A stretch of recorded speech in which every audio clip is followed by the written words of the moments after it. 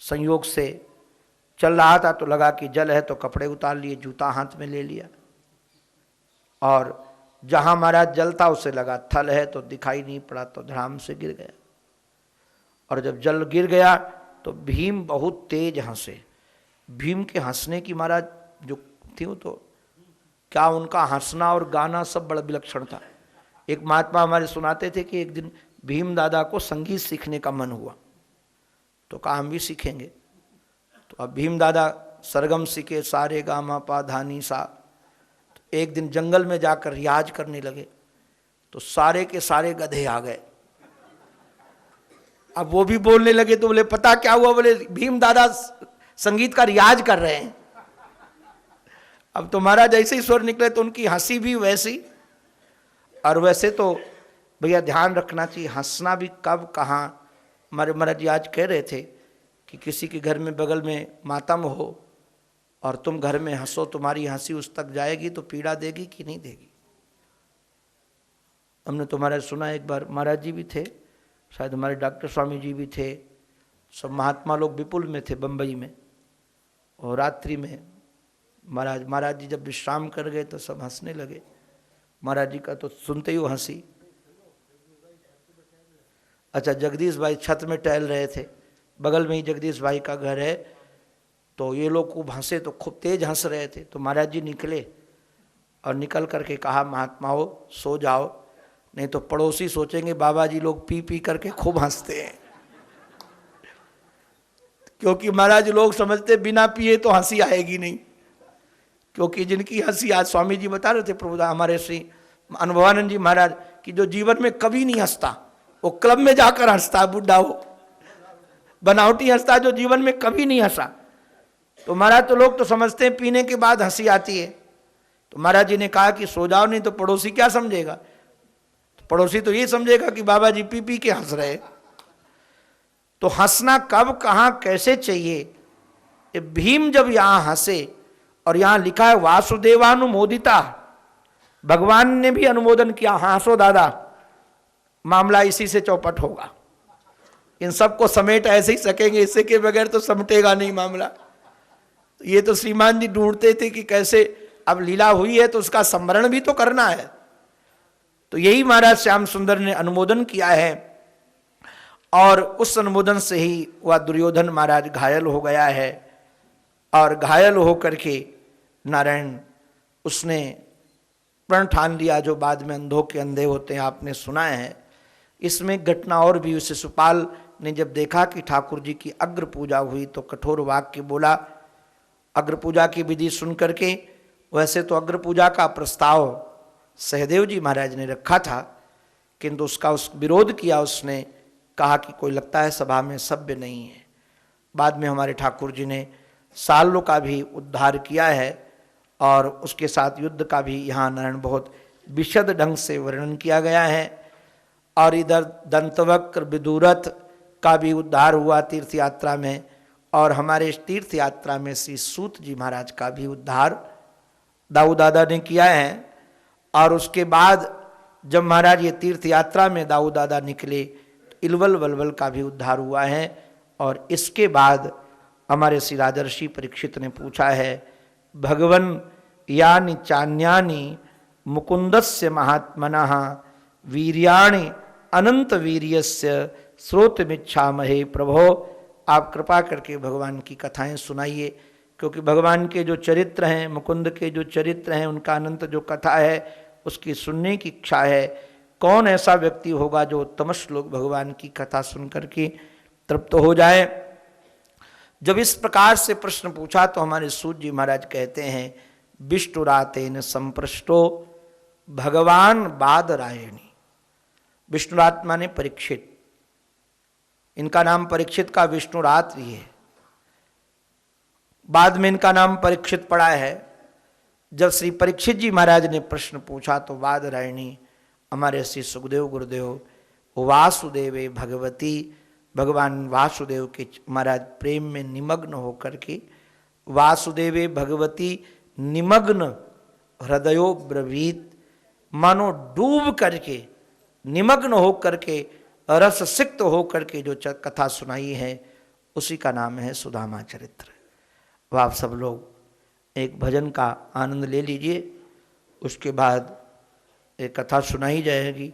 आज तो हमारा मन था संक्षेप में ही सुनाने का, किंतु हमारे महाराज जी ने हमको आज्ञा की है कि हमको पहले जैसे सुनाते थे कई कथाओं से सुदामा चरित्र बहुत संक्षेप में सुनाकर मैं निकल जाता था, जो मूल में है, जो अन्य भक्तों की चर्चाएं भक्तमाल आदि से जो लेता था, तो महाराज जी ने कहा कि हमको वो सुनने का मन है तो उन सुनाना, तो उन भावों को भी मैं आपके सामने रखूँगा। अभी हम सब एक भजन का रस ले लें, उसके बाद दिव्य चरित्र जो सुदाम चरित्र है उसकी चर्चा हम लोग श्रवण करेंगे। पहले एक भजन।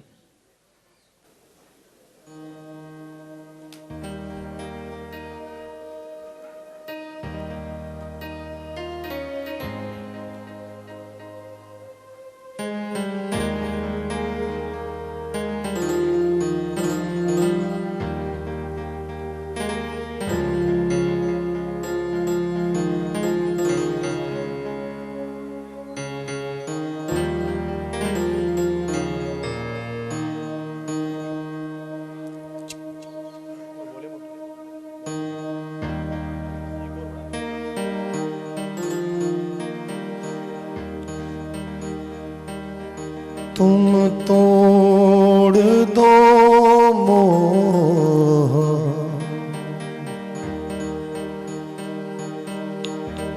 हमारा सखे,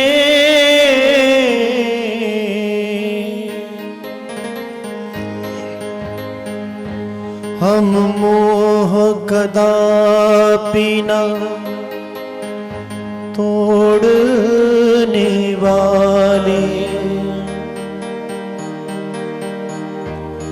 तुम मोड़ लो चाहे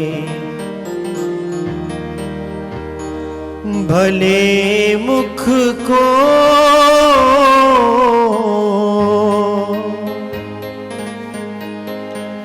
हम स्वप्न में चेतना मोड़ने वाले, तुम जोड़ लो प्रीति किसी से भले,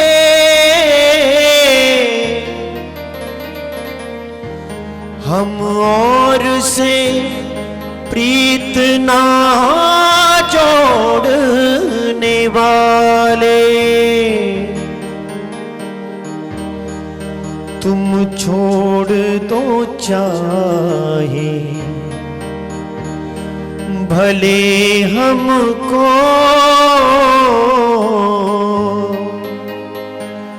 हम किंतु तुम्हें नहीं छोड़ने वाले, हम किंतु तुम्हें नहीं छोड़ने वाले।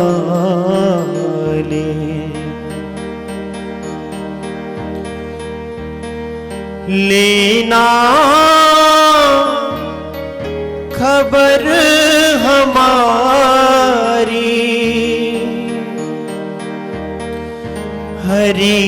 हरिदास के बिहारी,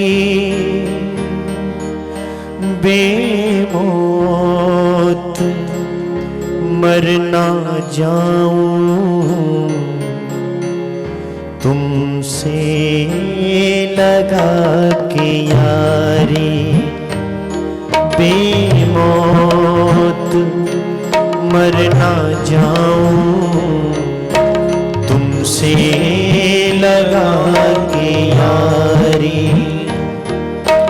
लेना खबर हमारी हरिदास के बिहारी, बेमौत मर न जाऊं तुमसे लगा के यारी, वे मर न जाऊं तुमसे लगा के यारी। लेना खबर हमारी।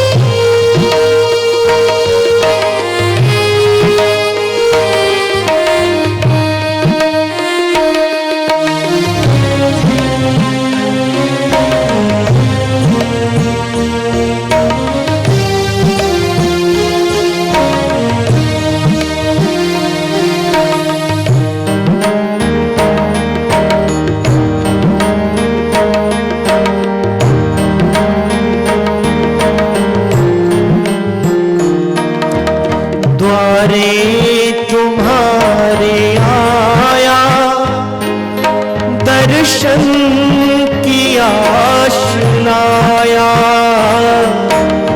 द्वारे तुम्हारे आया दर्शन की आस लाया। दर्शन की भीख दे दो। दर्शन की भीख दे दो। मैं हूँ दर्श का भिखारी। मौत मर न जाऊं तुमसे लगा के यारी। बेमौत मर न जाऊं तुमसे लगा के यारी। लेना खबर हमारी।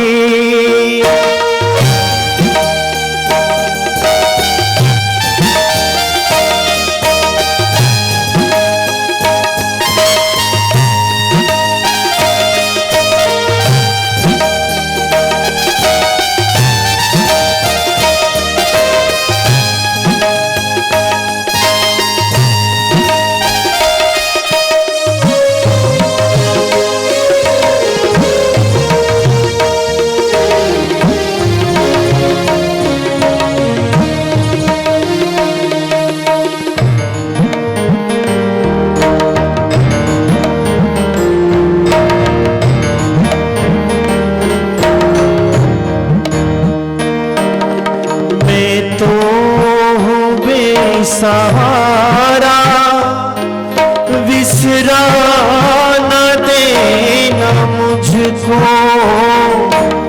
मैं तो हूँ बेसहारा विसरा न देना मुझको। जीवन की ज्योति जागे। जीवन की ज्योति जागे। लग कर झलक तुम्हारी। बेमौत मर न जाऊं तुमसे लगा के यारी। बेमौत मर न जाऊं तुमसे लगा के यारी। लेना खबर हमारी।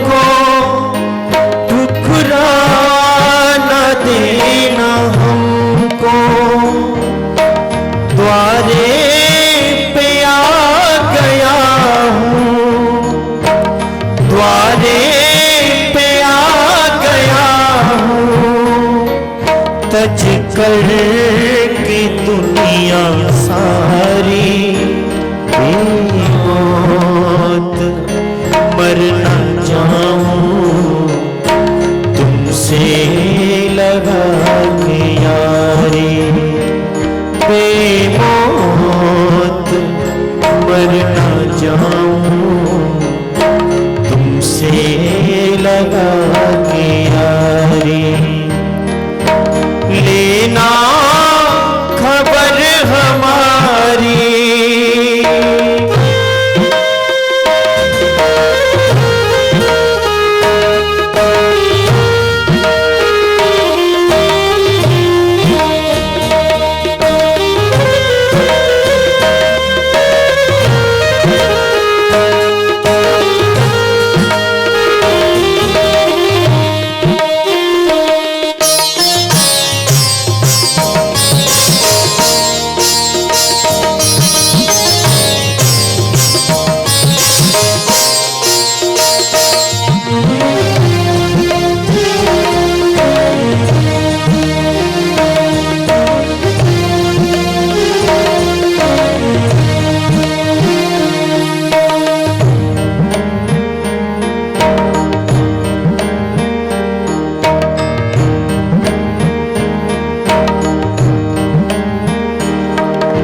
हरिदास जू की आँखों के तुम हो एक तारे हरिदास जू की आँखों के तुम हो एक तारे रसिका खड़ा तुम्हारे रसिका खड़ा तुम्हारे तेरे प्रेम का पुजारी मौत मर न जाऊं तुमसे लगा के यारी बेमौत मर न जाऊं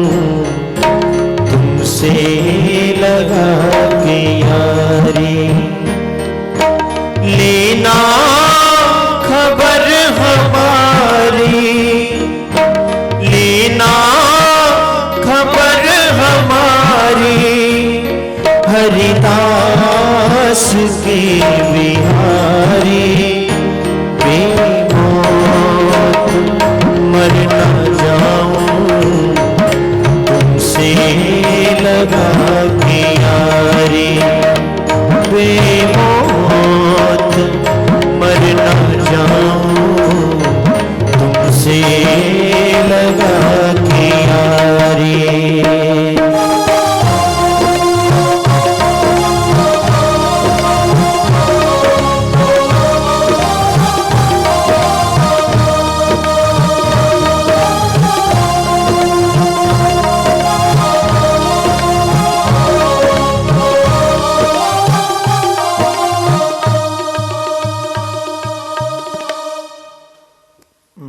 बोलो भक्त वत्सल भगवान की।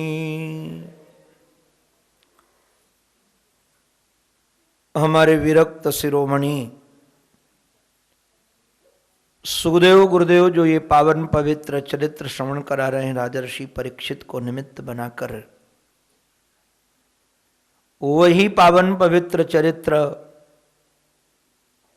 हमारे श्री सूत जी महाराज सौनक आदि महात्माओं को सुना रहे हैं। सूत जी महाराज ने कहा कि जिस समय राजर्षि परीक्षित ने श्याम सुंदर की वह विशिष्ट कथा श्रवण करने का मानस बनाया, तो हमारे श्री सुखदेव गुरुदेव भगवान के प्रेम में निमग्न होकर के, प्रेम में डूब करके, रससिक्त होकर ये चरित्र सुनाते हैं। कृष्णस्यासी सखा कश्चित ब्राह्मणो ब्रह्मवित्तमः विरक्त इंद्रियार्थेषु प्रशांतात्मा जितेंद्रिय। सुखदेव जी महाराज ने जो एक श्लोक में श्री सुदाम जी महाराज का परिचय दिया है, बहुत बेजोड़ है। मुझे लगता है किसी ब्राह्मण के लिए इससे बढ़िया बात उसके सम्मान में और कोई नहीं कही जा सकती है। सुखदेव जी महाराज ये नहीं कहते हैं कि सुदामा के सखा श्री कृष्ण हैं, अपितु वह ये कहते हैं श्री कृष्ण के सखा सुदामा है। आप कहेंगे बात एक ही है। चाहे कोई ये कहे कि सुदामा के सखा श्री कृष्ण हैं, चाहे कोई ये कहे कि कृष्ण के सखा सुदामा हैं, बात तो एक ही है। बोलने में तो केवल नाम पहले और बाद में दिखता है, किंतु इसका रहस्य बड़ा गंभीर है। कोई गरीब आदमी जब अपना परिचय देता है, उससे पूछा जाता है तुम कहां रहते हो। जैसे हमारे यहाँ वृंदावन में कई लोगों से पूछते हैं लोग कहां रहते हो वृंदावन में, तो जो यहां नहीं भी रहते हैं वो भी नाम लेकर कहते हैं मैं वहां रहता हूं, महाराज जी के यहां रहता हूं। सच्ची बात है, क्योंकि अपने नाम को कौन जानता है। महाराज श्री को जानते हैं तो महाराज श्री के नाम से के कारण अपना भी परिचय हो जाएगा। तो गरीब यदि बड़े आदमी का नाम लेकर के बताता है कि हम उनके ये हैं, तो कोई बड़ी बात नहीं है।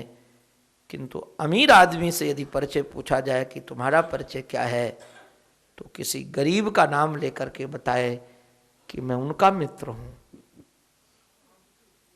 इसके पीछे बहुत बड़ा रहस्य है। सुखदेव जी महाराज जो परिचय देते हैं वो ये देते हैं कि कृष्ण के सखा सुदामा है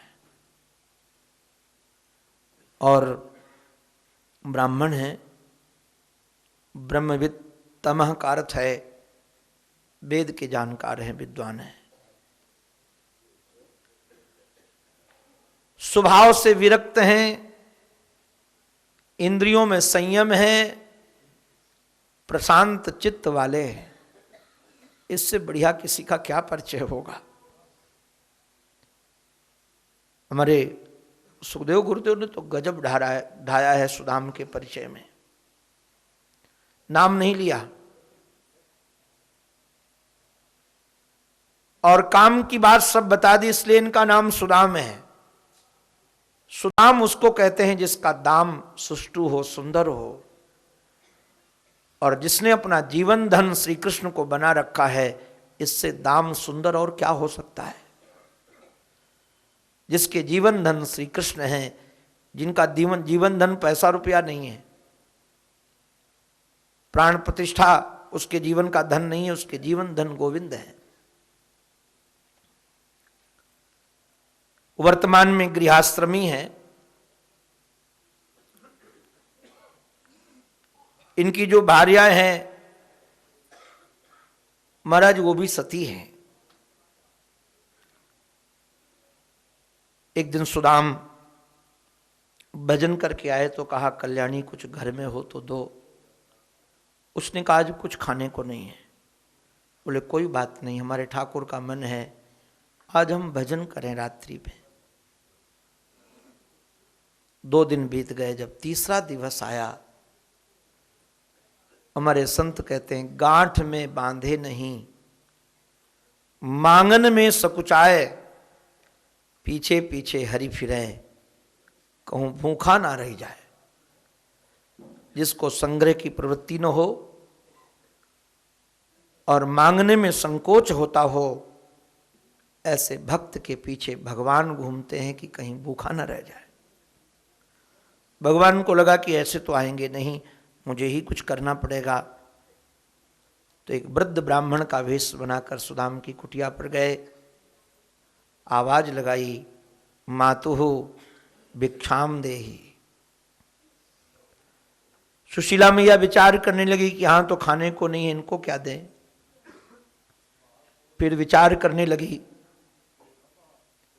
कि 2-4 बार पुकारेंगे अपने आप चले जाएंगे, किंतु कोई सामान्य होता तो चला जाता, तो भगवान थे तो कैसे जाते। कई बार आवाज लगाई। सुशीला मैया ने धीरे से दरवाजा खोलकर मुख बाहर किया, कहा महाराज प्रणाम करती हूँ, आप किसी और घर में मांग लीजिए, हम देने की स्थिति में नहीं है। भगवान ने पूछा क्यों देने की स्थिति में नहीं हो। सोचा कैसे कहूं कि घर में खाने को नहीं है, ठाकुर जी का नाम खराब होगा, लोग यही कहेंगे कि भजन करते हैं, भोजन की व्यवस्था नहीं है। कहा कि आप दूसरे घर में मांग लो, देने की स्थिति में नहीं है। भगवान ने कहा क्यों देने की स्थिति में नहीं हो। बोले घर में सूतक लगा है। ठाकुर जी ने कहा जन्मने का है कि मरने का है। सुशीला ने सोचा ये तो पीछे ही पड़ गए, तो कहा जन्मने का है तो छोरा हुआ है कि छोरी हुई है। सुशीला ने कहा कि महाराज ये दरिद्रता रूपी बेटा उत्पन्न हुआ है। कितने दिन हुए जब से इस घर में आई हैं तब से पैदा हुआ है, और लगता है जब तक प्राण रहेंगे तब तक ये सूतक रहेगा ही रहेगा। भगवान ने कहा रे, किंतु एक बात कहें, कभी संपत्ति तो कभी विपत्ति, ये तो आने जाने वाले हैं। जब विपत्ति आए तो मित्रों का सहारा लेना चाहिए। सुशीला मैया ने कहा महाराज क्या कहते हो, जब विपत्ति आती तब मित्र ही कहाँ रहते। बनी बनी के 1000 यार होते हैं, जब बनी बिगड़ जाती है तो दुश्मन 1000 होते हैं। हम गरीबों के कोई मित्र नहीं है, किससे सहायता मांगे। भगवान ने कहा कि शायद तुम्हारे पति ने तुम्हें बताया नहीं है, तुम्हारे पति के मित्र हैं द्वारिकाधीश, जो एक बार अपनाने के बाद कभी छोड़ते नहीं है। एक बार बाह पकड़ ली तो कभी बाह छोड़ते नहीं है। सुशीला रो पड़ी। महाराज गरीबों के साथ हंसी नहीं करते, जिसके पास खाने का ठिकाना नहीं उसकी मित्रता आप द्वारिकाधीश से कहते हो। अगर होती मित्रता तो जरूर बताते। उन्होंने कहा कि मां सच कह रहा हूं, और ये कह करके चले गए। संध्या के समय जब सुदाम आए तो सुशीला ने चर्चा की कि आज तक आपने बताया नहीं, आपके मित्र द्वारिकाधीश हैं। सुदाम चौकन्ने होकर कहा तुम्हें किसने कहा, बताई सारी घटना। सुदाम के अश्रु भर आए। हाँ देवी, मित्रता तो थी, मैं भी मित्रता आज मानता हूं, किंतु पता नहीं उसको ये मित्रता स्मरण है कि नहीं स्मरण।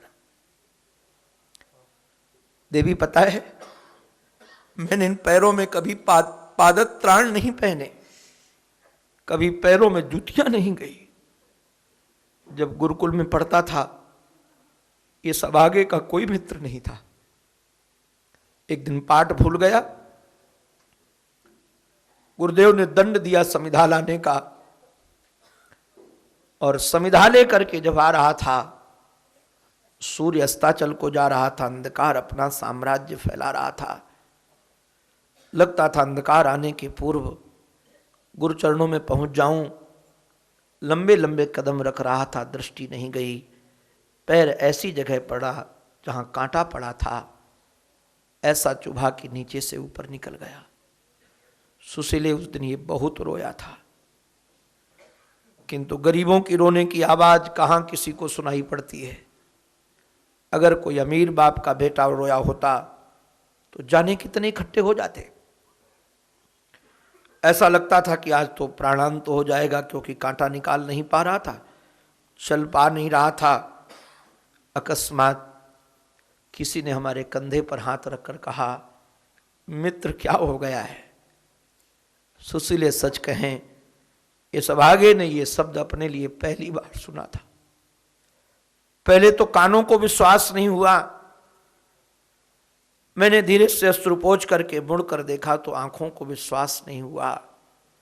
वो सांवरा सलोना विग्रह, वो घुंघराले के इस पास, उन्नत ललाट गोलोचन का तिलक, मोर पंख बधा हुआ है सुंदर के इस पासों पर, बड़ी बड़ी आंखें, अरुणाले नेत्र, अधरों पर मंद मंद मुस्कान, मेरी ओर निहार रहा है।